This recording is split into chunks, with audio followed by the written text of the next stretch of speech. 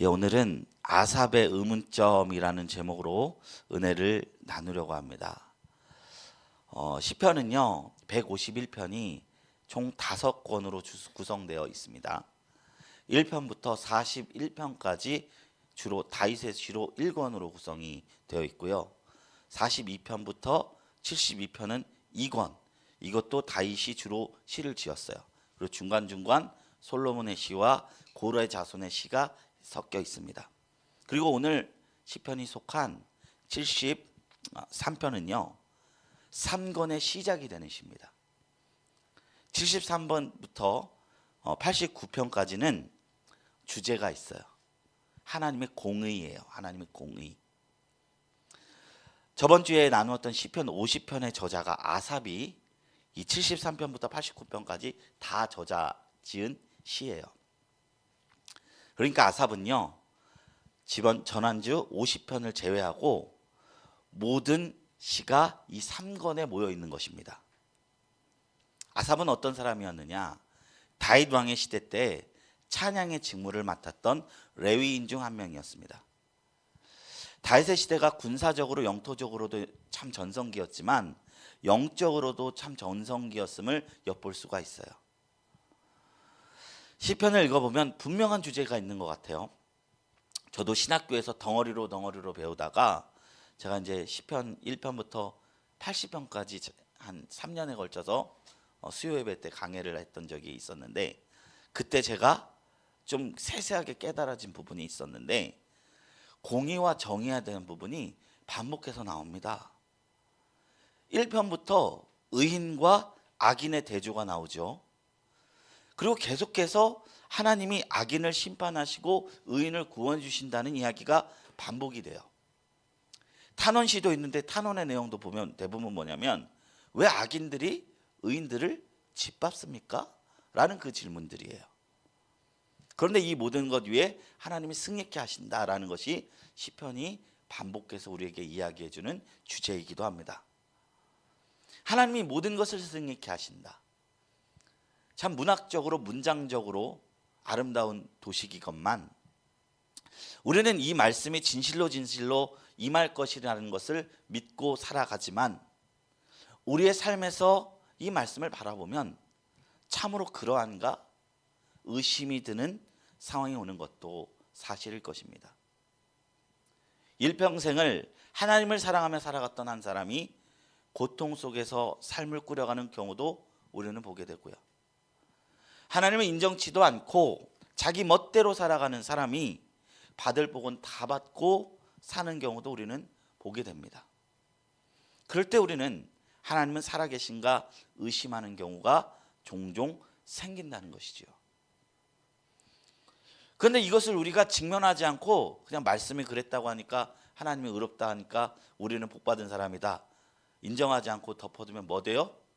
병돼요. 성경이 우리가 이렇게 얘기하니까 우리도 그대로 믿습니다, 이런 태도로만은 하나님의 정의와 공의를 우리는 깨달을 수가 없습니다. 마음 한켠에 치워놓을 따름입니다. 왜냐? 사람은 당위성만으로는 결코 진리를 깨달을 수 없거든요. 풍선이 부풀어 오를 대로 부풀어 오르면 이것을 이렇게 누르면 한쪽은 들어가면 다른 쪽이 터지게 돼요. 신앙 안에서도 터지게 오르는 의구심이나 불신, 그거는 우리가 덮어놓을 것이 아니라 기도하며 물어야 할 영역이기도 합니다. 깨달아질 때까지, 받아들여질 때까지. 왜냐? 하나님이 그 순간을 우리에게 주셨기 때문입니다. 오늘 시는요 하나님께서 공의로 이 세상을 다스린다는 주제를 담고 있습니다만, 이를 정언적 표현으로 이야기하지 않고 의심으로부터 시작합니다. 왜 하나님이 세상을 공의롭게 다스린다고 하는데 세상은 이 모양 이 꼴이냐 묻고 있는 것입니다. 우리가 살아가면서 한 번쯤 생각해 본 주제이기도 합니다. 이 질문은요 신정론이라고 불리우는 기독교의 아주 오래된 질문 중 하나입니다. 성경을 제외하고 기록된 문서로는 서기 250년경 아프리카의 수삭 라틴티우스라는 문서에도 나오는 이야기고요. 도대체 하나님은 선하시며 전능하신데 악은 어디서 오는 것인가? 괄호치고 이 말의 이면에는 하나님은 혹시 선하신 분이 아니진 않을까? 라는 의문을 담는 것이죠. 문서는 250년이지만 그 이전의 사람에도 사람들은 신앙생활을 하며 하나님께 이런 의심을 가며 살아갔을 것입니다.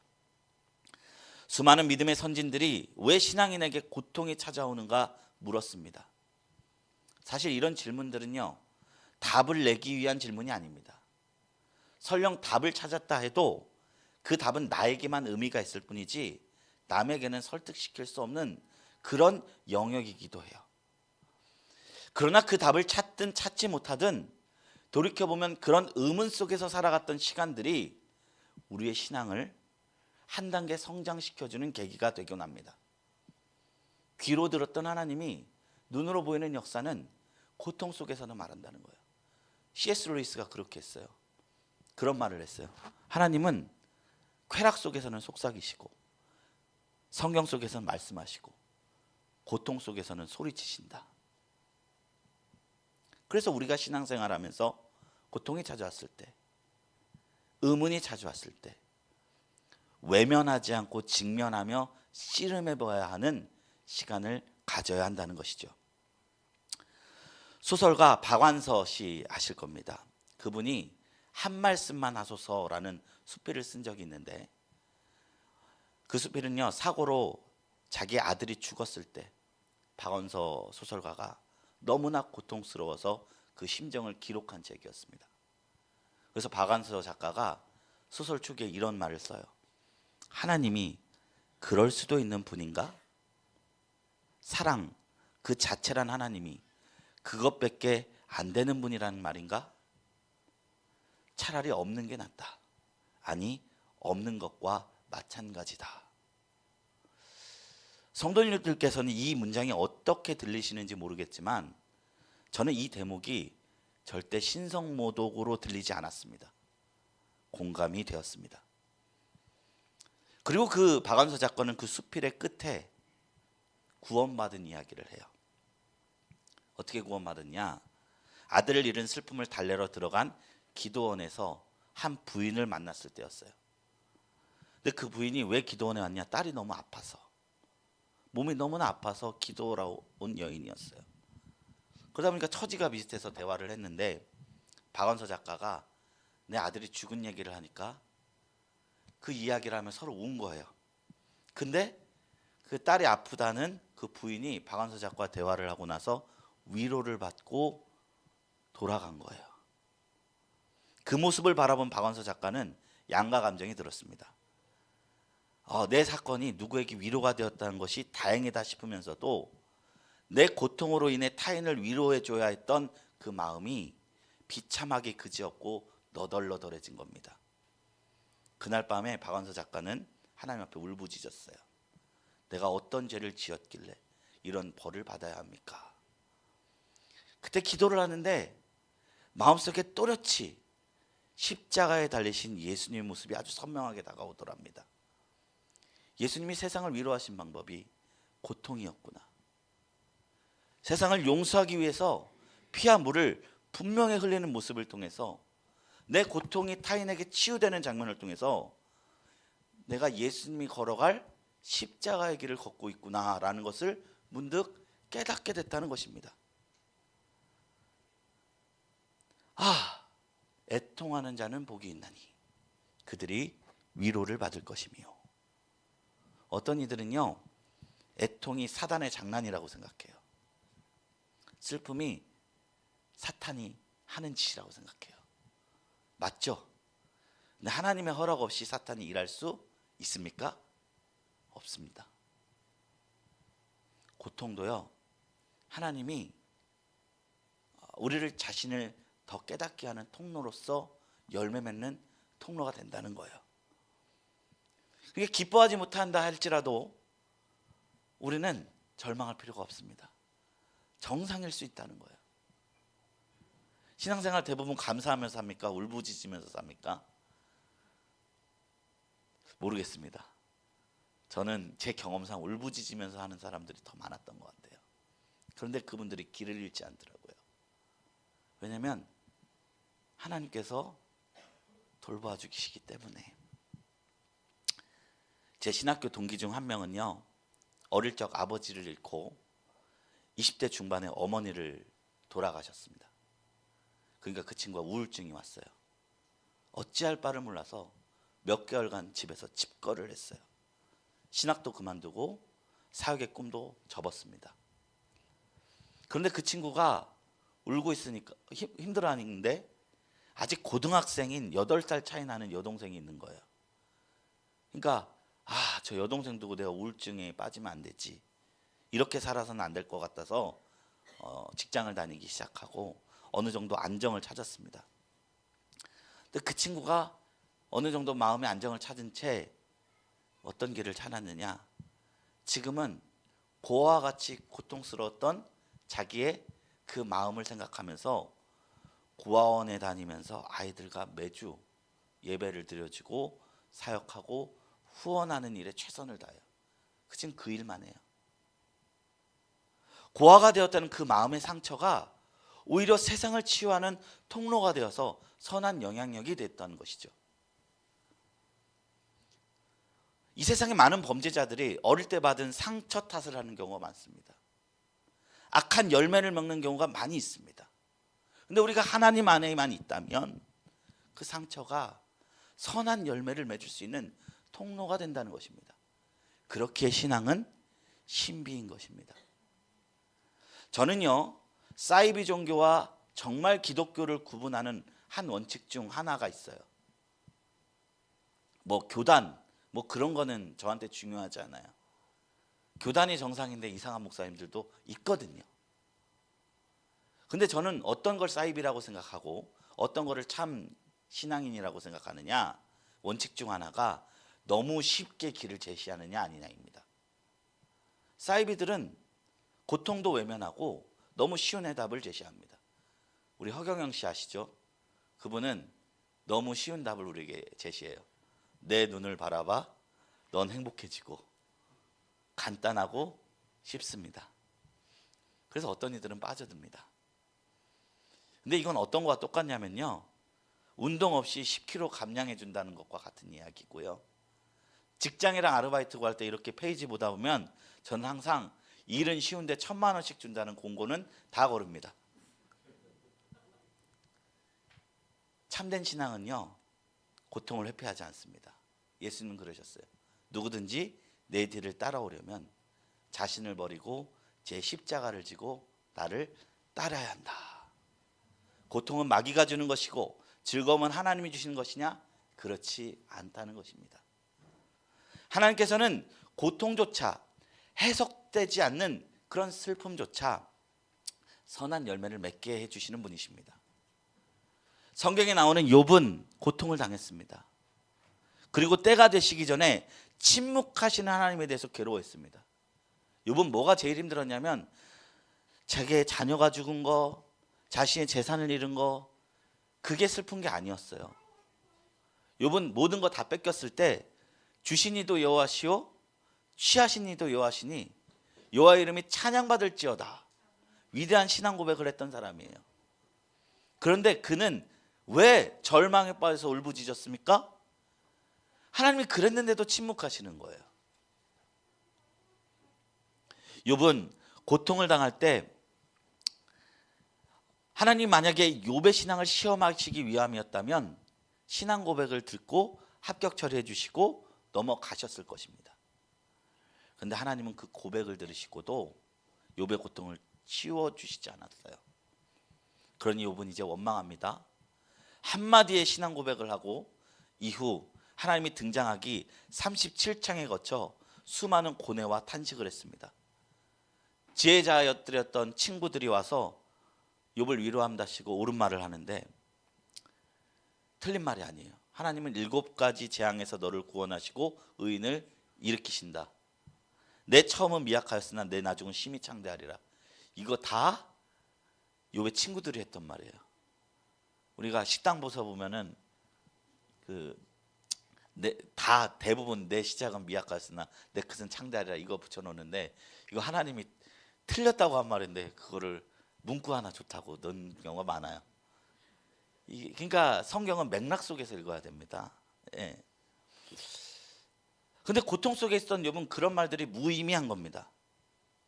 너희들은 고아를 제비 뽑으며 친구를 팔 사람들이구나 라고 말합니다.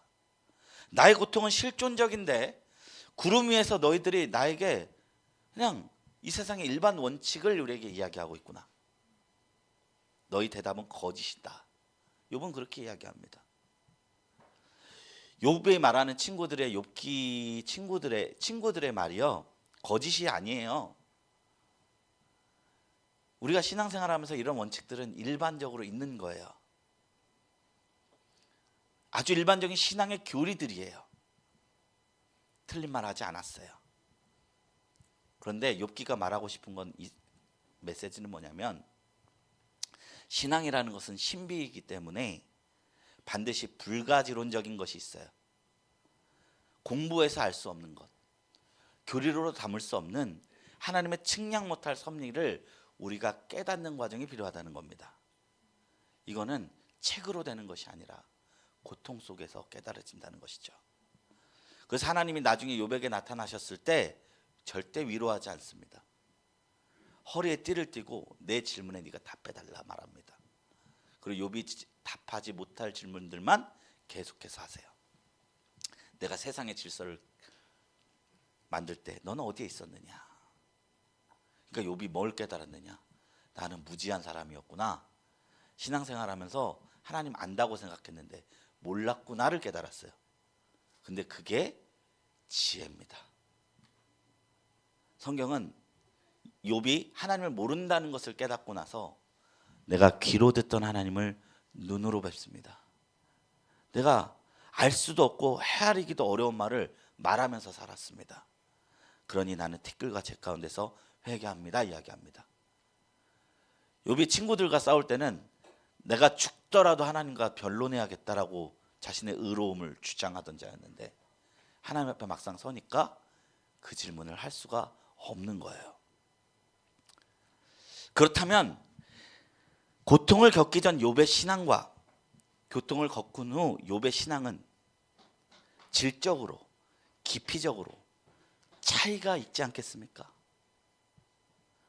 욥은 그 고난을 통과하고 나서도 하나님의 선하심을 의심하지 않고 더 굳건한 믿음으로 서게 되었습니다. 이게 하나님의 신비입니다.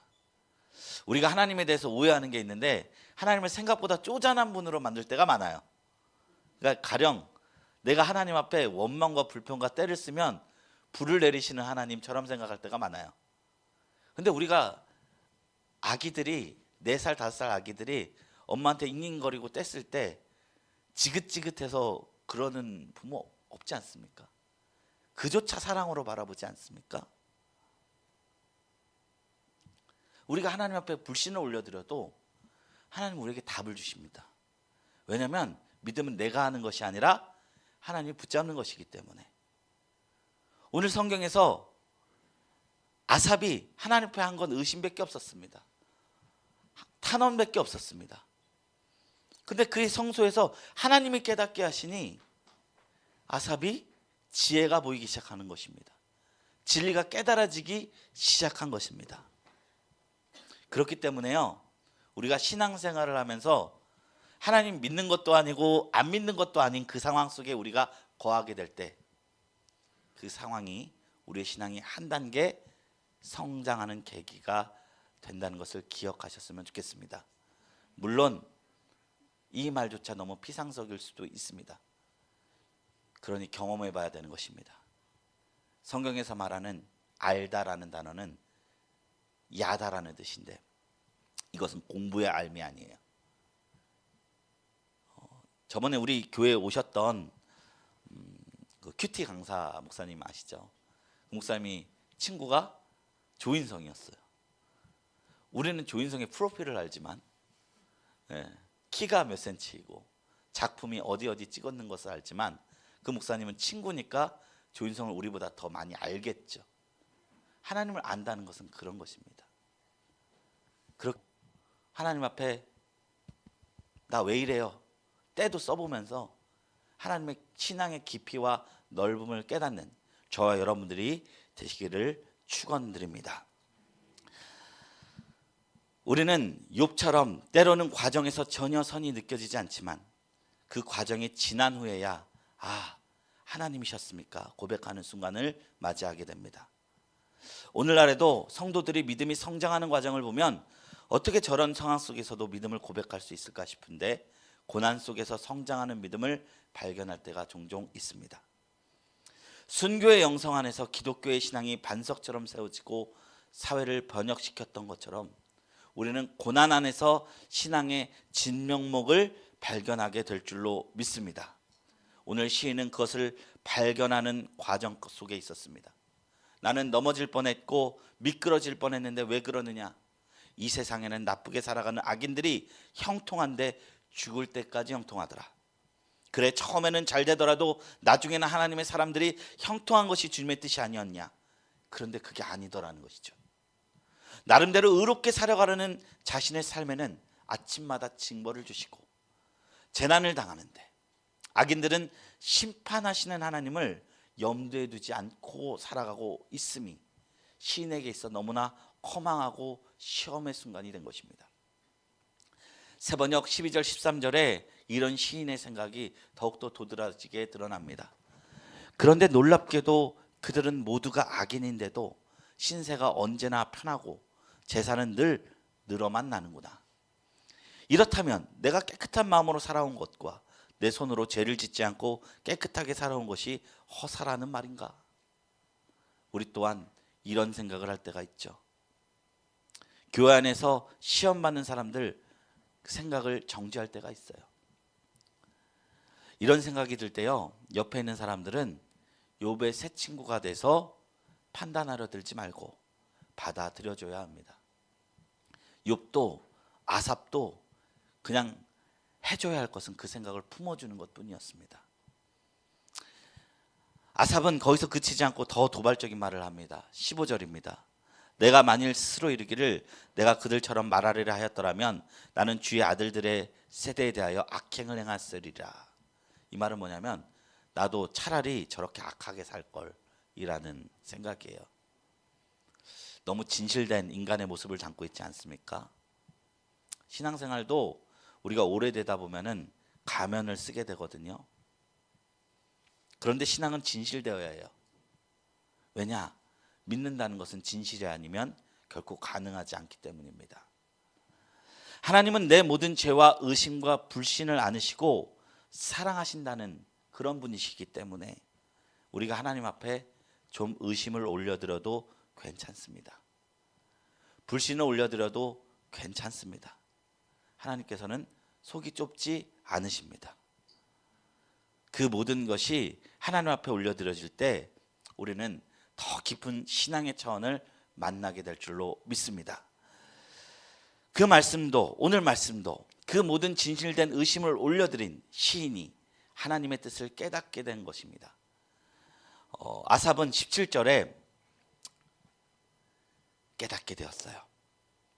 하나님의 성소에 들어갈 때에야 그들의 종말을 내가 깨달았나이다. 성소가 무엇이냐면 하나님을 만나는 장소입니다. 하나님을 만났을 때 악인들이 어떤 결말을 맞이하게 될지 아삽이 그 의심 속에서 깨닫게 됐다는 거예요. 무엇을 깨달았느냐? 주님께서 참으로 그들을 미끄러운 곳에 두시며 파멸에 던지셨으니 그들이 어찌하여 그리 갑자기 황폐되었는가 놀랄 정도로 그들은 전멸하였나이다.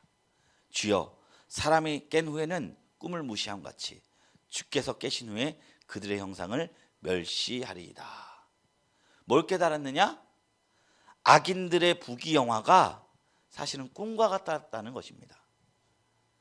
깨고 나면 아무것도 없다는 것입니다. 잘 때 하늘을 나는 꿈을 꿀 때가 있어요. 깨고 나면 아무것도 아닙니다. 허망하다는 것입니다. 근데 역사 속에서 이스라엘 백성은요, 이 시에서 말하고 있는 악인을 무엇으로 생각했느냐? 바벨론이라고 생각했습니다. 바벨론은 하나님을 믿지도 않고 폭력으로 이웃 국가들을 파괴하고 유다를 무너뜨린 나라예요. 그리고 유다의 백성들을 자기들의 나라로 끌고 갔어요. 1500km의 고된 여정을 마치고 바벨론에 도착했는데 유대인들이 깜짝 놀랐습니다. 우리는 적과 꿀이 흐르는 땅, 적과 꿀이 흐르는 땅이라고 생각했는데 이스라엘이 강원도만 한데 그 중에 반이 광야예요. 근데 바벨론은요, 메소포타미아가 강 두 개라는 뜻인데 유브라데스 강, 뜨그리스 강 그 사이에 끼어 있어서 땅이 기름지고 비옥한 거예요. 적과 꿀이 흐르는 곳은 이곳이 아니라 그곳이었던 거예요. 농업이 항상 잘 되니까 열매를 30배, 60배, 100배 겪으니까 문명이 탄생한 곳이에요. 그리고 예술적으로도 너무 뛰어납니다. 신비한 푸른색을 띠는 이슈타르의 문을 지나면 벽면마다 고상하게 우상이 새겨져 있어요. 유프레테스 강에서 끌어올려서 물을 공중정원을 만들었어요. 성에 과일나무가 피어 있고 어딜 가든 물이 흐르는 장면을 봅니다. 그러면서 유대인들은 자신들이 어렴풋하게 생각했던 적과 꿀이 흐르는 땅이 가나안 땅이 아니라 이곳은 아니었을까 생각이 들었다는 거예요. 오랑캐 정도로 생각했던 나라의 국력이 유다와 비교도 되지 않을 정도인 것입니다. 그러면 이런 생각을 하게 되죠. 우리가 틀렸고 그들이 맞는 걸까? 하나님이 약하고 바벨론의 신이 더 강한 걸까? 근데 그 바벨론이 영원치 못한 거예요.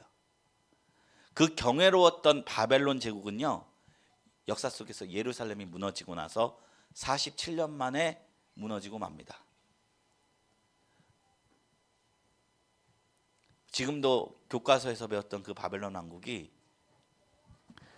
화려한 봄꽃이 열흘이 못돼 지듯 찰나의 순간의 영광이었다는 것이죠. 그 세대상을 담고 있는 것입니다. 아삽은요, 악인의 영광이 꿈과 같이 헛되다는 것을 성소에서 깨닫게 됩니다. 하나님을 만나고 깨닫게 됩니다. 그리고 이스라엘 민족들은 이 시를 읽으며 그것이 진리인 것을 다시금 깨닫게 된 것입니다. 오늘날도 그렇습니다. 악인들이 흥황할 수 있습니다. 생각보다 더 길게 흥황할 수 있습니다. 그러나 우리가 영원할 것이라고 속으면 안 될 것입니다. 결국에는 하나님의 뜻이 오롯이 서게 될 것입니다. 이것을 깨달은 아삽은요, 다시금 믿음의 사람이 되었습니다. 25절 말씀입니다. 하늘에서는 주 외에 누가 있으리요? 땅에서는 주밖에 내가 사모할 이 없나이다. 내 육체와 마음은 쇠약하나 하나님은 내 마음의 반석이시요 영원한 분기시시라. 무릇 주를 멀리하는 자는 망하리니 음녀같이 주를 떠난 자를 주께서 다 멸하셨나이다. 하나님께 갖게 하리함이 내게 복이라. 내가 주 여호와를 나의 피난처로 삼아 주의 모든 행적을 전파하리이다. 하나님 왜 그러십니까? 라고 고백했던 이 시의 결말이 나는 하나님을 반석이라고 여기며 살아가겠습니다로 바뀌게 되었습니다. 요동하지 않는 든든한 신앙 고백으로 열매를 맺었습니다. 아삽의 이 고백을 우리가 드리고 싶지 않으십니까? 아삽이 고백한 이 반석 되신 하나님이라는 고백은 덮어놓고 믿는다고 생기는 믿음이 아닙니다. 고통과 의문을 겪고 하나님 앞에 그것을 올려드리며 더 높은 차원의 신앙의 세계를 경험한 뒤에 나올 수 있는 고백인 것입니다. 그렇지 않고 고백하는 건 다 척입니다. 주님이 주시는 복이 우리 안에 영원히 있음을 기억하시고 그 모든 어려움의 끝에 하나님의 선하심과 반석 되신 주님을 깨닫는 저와 여러분들이 되기를 주님의 이름으로 축원드립니다.